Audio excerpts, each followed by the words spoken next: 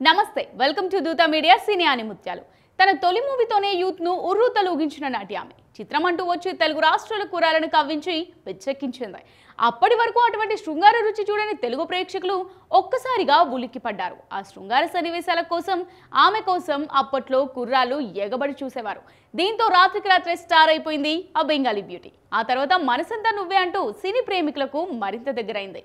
తన సినిమాతో సంచలన విజయాలకు కేర్ ఆఫ్ అడ్రస్ గా మారింది.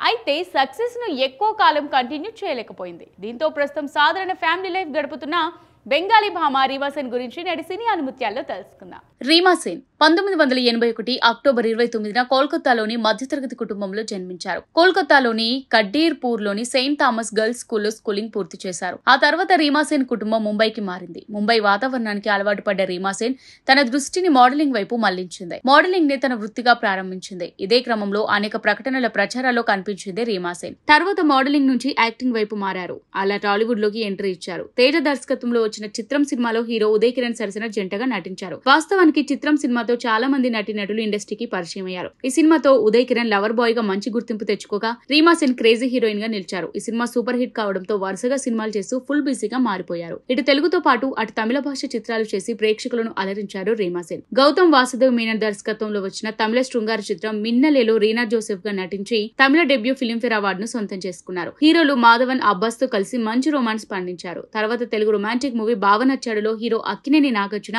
సిమ్రాన్ తో కలిసి సందడి చేశారు. ఎంఎం కిరవాణి సంగీతం అందించిన ఈ సినిమా తమిళంలో హలో మామ పేరుతో డబ్ చేశారు. అయితే ఈ చిత్రం బాక్స్ ఆఫీస్ వద్ద పరాజయం పాలైంది. తర్వాత బాలీవుడ్ వైపు దృష్టి సారించారు. అగతియన్ దర్శకత్వంలో తెరకెక్కిన హమ్ హో గయే ఆప్కో మూవీతో హిందీలో అరంగేట్రం చేశారు రీమా సేన్. ఈ హిందీ రొమాంటిక్ డ్రామా చిత్రంలో ఫర్దీన్ ఖాన్ కలిసి సందడి చేశారు. అలా హిందీ ప్రేక్షకులకు దగ్గరయ్యారు. తిరిగి టాలీవుడ్ లో మరో సంచలన నమోదు చేశారు రీమా. మనసంతా నువ్వే అంటూ ఉదయ్ కిరణ్ తో జోడీ కట్టి తెలుగు ప్రేక్షకులను కన్నీళ్లు పెట్టించారు. ఎంఎస్ రాజు రచన నిర్మాణంలో ఆర్పి పట్నాయక్ మ్యూజిక్ లో వచ్చిన ఈ చిత్రం సూపర్ హిట్ కొట్టేసింది. 2001లో తెలుగు చిత్రసీమలో అతిపెద్ద హిట్లలో ఈ సినిమా ఒకటిగా నిలిచింది. ఈ భారీ విజయంతో కన్నడలో మనసెల్లా నీనే, హిందీలో జీనా సిర్ఫ్ మేరే లియే పేర్లతో రీమేక్ చేశారు. తర్వాత సీమసింహంలో చారులతగా, అదృష్టంలో ఆశగా, భగవతి మూవీలో అంజలిగా మెరిశారు రీమా సేన్. తర్వాత తమిళ చిత్రం ధూల్ గా స్వప్నగా రాణించి ఉత్తమ సహాయ నటిగా ఫిల్మ్ఫేర్ అవార్డుకు నామినేట్ అయ్యారు. హిందీ మూవీ జాల్ ది ట్రాప్ లో నటించారు. గుడ్డు ధనవ దర్శకత్వం వహించిన ఈ యాక్షన్ థ్రిల్లర్ చిత్రంలో సన్నీ డియోల్, టబు, అమరీష్ పురి, అనుపమ్ ఖేర్ తో కలిసి సందడి చేశారు. రవిరాజ పినిశెట్టి దర్శకత్వంలో తెరకెక్కిన తెలుగు యాక్షన్ చిత్రం వీడేలో కీలక పాత్ర పోషించారు రీమా సేన్. మాస్ మహారాజా రవితేజ, ఆర్తి అగర్వాల్ తో కలిసి సందడి చేశారు. తర్వాత నీతో వస్తా,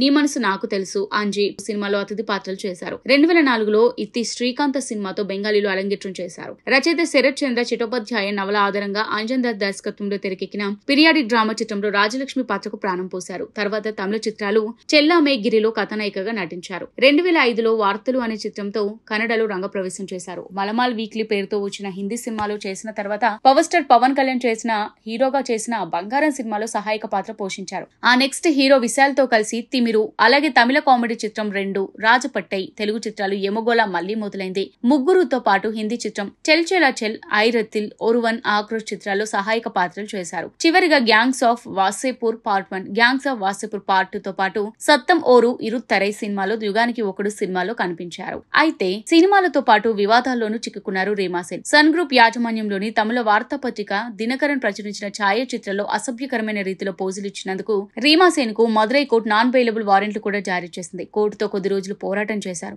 2012లో వ్యాపారవేత్త శివకరణ్ సింగ్ ను వివాహం చేసుకున్నారు రీమా సేన్. తర్వాత సినిమాలకు దూరమయ్యారు. కానీ సోషల్ మీడియాలో రీమా సేన్ యాక్టివ్ గా ఉంటున్నారు. రీమా సేన్ తిరిగి వెండితెరపై అలరించాలని కోరుకుంటూ నేటి సినీ ఆనిముత్యాలకు సెలవు తీసుకుందాం. ఇది వాళ్ళ సినీ ఆనిముత్యాలు. మరో నటి ప్రస్థానంతో మళ్ళీ కలుద్దాం. కీప్ వాచింగ్ దూత మీడియా.